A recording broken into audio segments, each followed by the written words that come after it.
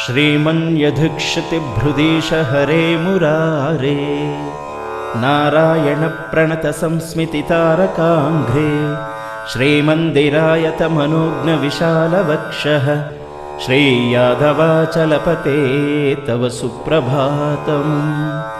आदौ कृते कमलजन्मनि सत्यलोके त्वाभ्यर्च्य दत्तवति भो स्वकुमारकाय तेनावतीर्य वसुधाकृतसन्निधान श्रीयादवाचलपते तव सुप्रभातम्। इन्द्रानलान्तकनिरुत्यपयाधिराजैः नित्यं समीरणधनाधिपशर्वमुख्यैः संसेव्यमानचरणाम्बुजदिव्यधामन् श्रीयादवाचलपते तव सुप्रभातम्। श्रीसैन्यनायकवराङ्कुशनाथ सूरे पद्माक्षरामयमुनार्यसुपूर्णवरैः श्रीलक्ष्मणाखिलवरार्यमदार्यमुख्यैः नित्यार्चिताङ्घ्रिकविभो तव सुप्रभातम्। अष्टाक्षराण्यपि सुतीर्थमिषेण वेद दर्भाब्जयादवपलाशपराशराध्यैः नारायणाच्युतपदासरिद्भिरुच्चैः सेव्यात्पदाम्बुजयदुत्तमा तव सुप्रभातम्।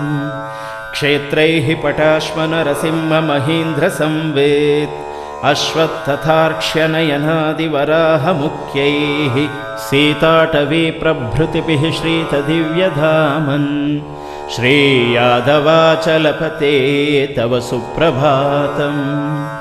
मन्त्रार्थमुद्गिरति ते मम नाथ वक्षः पादौ द्वयस्य परमार्थमुदाहरन्तौ श्लोकार्थमीश विवृणोति तवैष हस्तोऽपि एवं समीरणयदुत्तमा तव सुप्रभातम्।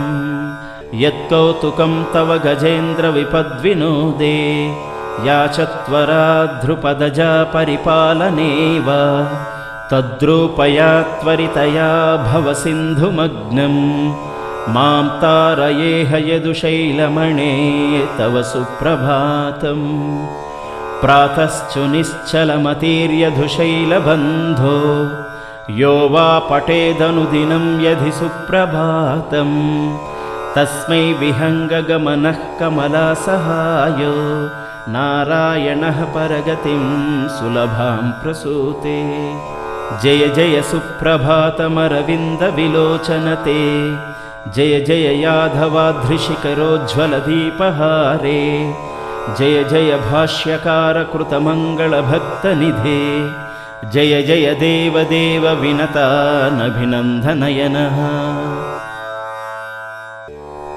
श्रीकल्याणी विलसद्यदुगिरि नारायणार्तिकल्पतरो सम्पत्कुमार भवते नित्यश्री नृत्यमङ्गलम् भूयात्।